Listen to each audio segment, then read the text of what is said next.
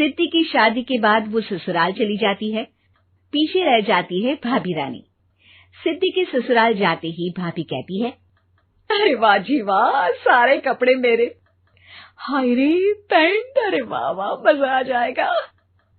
अरे ये सिद्धि की अलमारी के सामने खड़े होकर क्या बड़बड़ा रही है? जाकर देख मेहमानों को विदाई की मिठाई मिली कि नहीं। अब हाँ माँ जी, क्यों नहीं, लेकिन पहले कपड़े तो बदल लूं। अब रानी आ जाती है सिद्धि के उन कपड़ों में जो वो ससुराल जाने से पहले घर छोड़ जाती है। अरे रानी, कुछ दिन रुक जाती। अरे ये तो सिद्धि बिटिया को मैंने ही दिया था, बड़ा ही फबता था उस पर, तुझ पर तो कुछ खास नहीं लग रहा। अब वो ना, मेरे सारे कपड़े गीले थे तो सोचा पहन लूं। वैसे भी सिद्धि को कौन सा दिन पुराने आउटडेटेड कपड़ों को पहनना है। वैसे भी ये सूट तो मैंने तभी पहना था, वैसे खास है भी नहीं ये। हाँ ठीक है, लेकिन ना मेरी सिद्धि पर तो जमता था। सारे मेहमान चले जाते हैं और सिद्धि ससुराल से मायके पहली बार आती है। अपना घर, अपना कमरा, अपनी अलमारी। ये बोलकर जैसे ही सिद्धि अलमारी खोलती है तो सामने उसके कपड़ों की जगह कुछ और ही रखा होता है।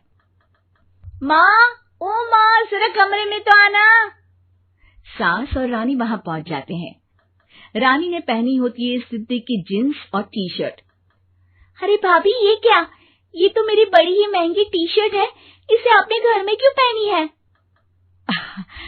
अरे बहुत मिलती है दीदी ये चौक की मार्केट में, 150 में। ओ भाभी प्लीज, ये एरोपोस्टल है, 2000 की एक टी शर्ट।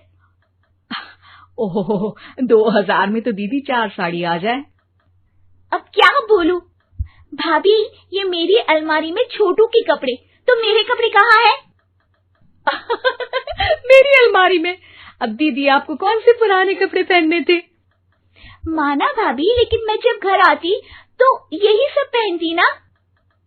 अरे तुम तो बड़ी कंजूस हो दीदी। खैर, वक्त आता है जब सिद्धि ससुराल के लिए रवाना हो रही होती है। अरे रानी, अंदर से सिद्धि का गिफ्ट ले आ, लड़की पहली बार ससुराल से मायके आई है। रानी अंदर जाती है और एक सिंपल सी साड़ी लेकर बाहर आ जाती है। ये लीजिए माँ जी। सास बेटी को गिफ्ट देकर ससुराल भेजती है। अगले दिन रानी एक सुंदर सी साड़ी पहनकर सामने आती है।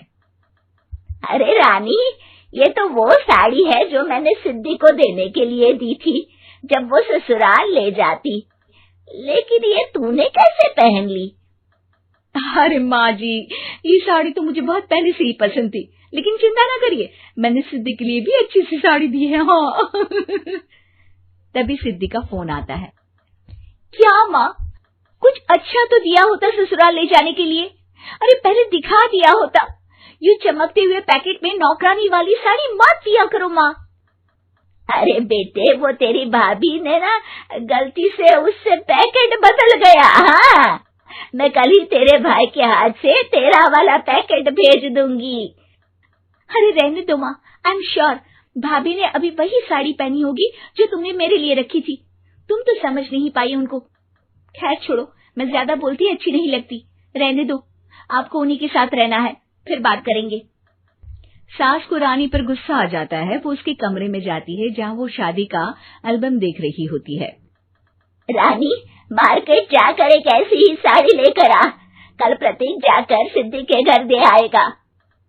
अरे क्यों माँ जी, कितनी साड़ी देनी है दीदी को? यहाँ कोई सेल लगी है क्या? अरे चुप कर, मेरे बेटी के हिस्से की साड़ी खुद पहन ली, अब ज्यादा ज्ञान बांट रही है। एक दिन सिद्धि का फोन आता है। माँ, मेरी सास ने आप सबको खाने पर बुलाया है। सारे लोग सिद्धि के ससुराल पहुंचते हैं। खाना खाकर वो लोग निकल रहे होते हैं कि सिद्धि की सास सभी को गिफ्ट देती है।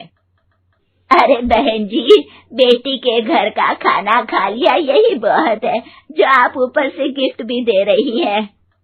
अरे बहन जी, आप भी कहाँ इन बातों पर विश्वास कर रही हैं। सास सभी को गिफ्ट देती है, लेकिन रानी को जो साड़ी देती है वो अजीब सी हरे रंग की लाल रंग की बड़ी छाप वाली होती है। अरे छी, ये कौन पहनेगा? सासू माँ को तो जरी वाली इतनी सुंदर, और मेरे लिए ये नौकरानी वाली। अरे भाभी, दरअसल मैं जब भी घर आती थी आप वापसी में ऐसी ही साड़ी देती थी ना, तो माँ ने सोचा कि आपको आपकी पसंद की ही साड़ी क्यों ना दी जाए। बेचारी रानी, बोलती भी तो क्या। सिद्धि और सास रानी का चेहरा देखकर हंसने लगती है, तो रानी समझ जाती है कि अपने ही बिछाए जाल में वो फंस चुकी है।